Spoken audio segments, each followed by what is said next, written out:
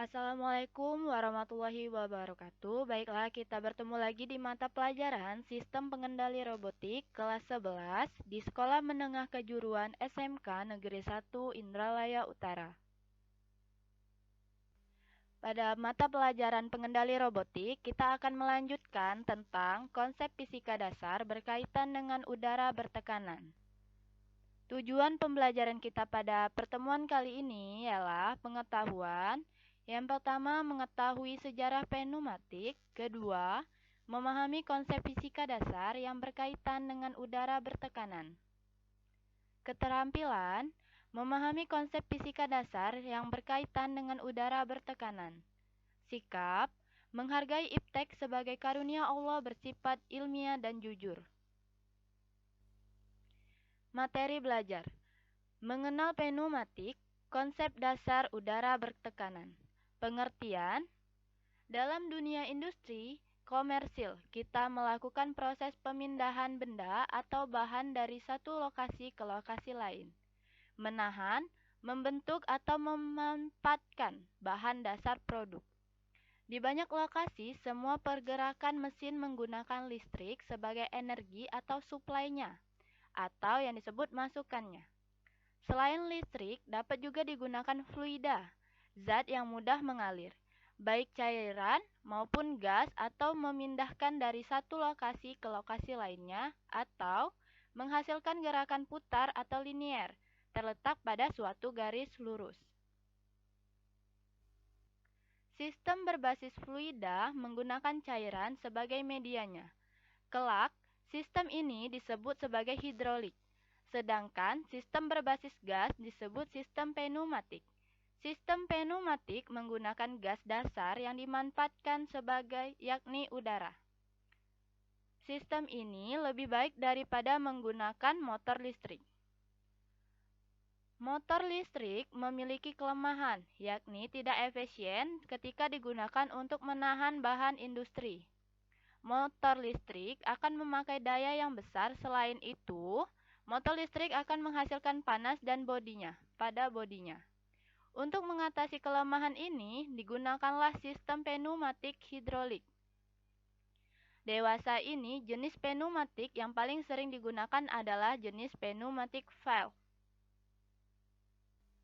Pneumatik di industri merupakan ilmu pengetahuan dari semua proses mekanik yang menggunakan udara bertekanan untuk memindahkan suatu gaya atau gerakan.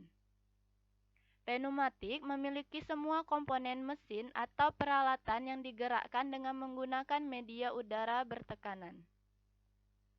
Pada dasarnya, pneumatik merupakan ilmu pengetahuan dari semua proses mekanik di mana udara memindahkan suatu gaya atau gerakan.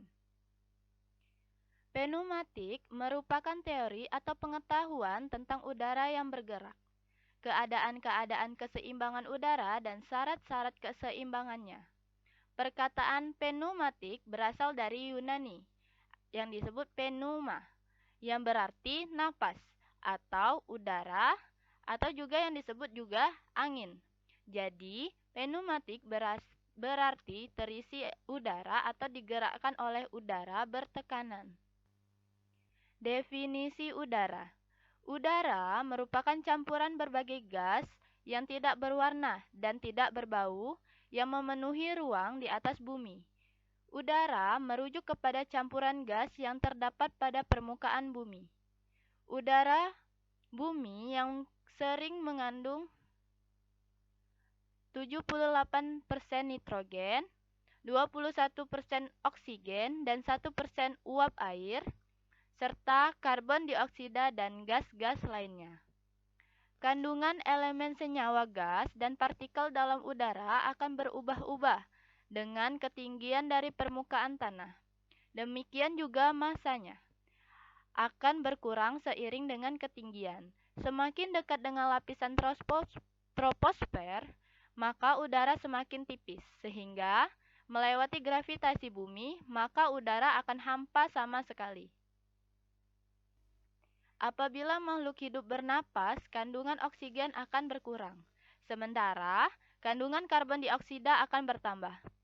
Ketika tumbuhan mengalami sistem fotosintesa, oksigen akan kembali dibebaskan. Nah, baiklah, ini adalah gas-gas yang membentuk udara yang kita hirup selama kita ada di bumi. Komponen-komponennya itu adalah nitrogen, oksigen, argon, karbon dioksida, neon, helium, metana, dan kripton. Ini adalah formulanya. Nitrogen itu N2, oksigen itu O2, argon itu Ar, karbon dioksida itu Cu2, neon Ne, helium He, metana CH4, kripton itu adalah Kr. Persen-persen volumenya bisa dilihat. Ini. Selanjutnya, sifat udara. Beberapa sifat udara antara lain, yang pertama itu udara membentuk gas. 2. Udara menempati ruang. 3. Udara memiliki massa. 4. Udara mempunyai tekanan. 5. Udara memuai jika dipanaskan. 6. Udara menyusut jika didinginkan. 7. Udara menghembus dari tempat bertekanan tinggi ke tempat yang bertekanan rendah. Banyak contoh-contoh di sifat udara ini seperti yang ada ketika kita meniup balon. Pemanfaatan udara dalam kehidupan sehari-hari. Penyebab timbulnya angin adalah matahari. Bumi menerima radiasi sinar matahari secara tidak merata. Dengan demikian, daerah khatulistiwa akan menerima energi radiasi matahari lebih banyak daripada di daerah kutub. Atau dengan kata lain, udara di daerah khatulistiwa akan lebih tinggi dibandingkan dengan udara di daerah kutub. Pertukaran panas pada atmosfer akan terjadi secara konveksi. Berat jenis dan tekanan udara yang disinari cahaya matahari akan lebih kecil dibandingkan dengan yang tidak disinari. Perbedaan berat jenis dan tekanan inilah yang akan menimbulkan adanya pergerakan udara. Pergerakan udara ini merupakan prinsip dari terjadinya angin.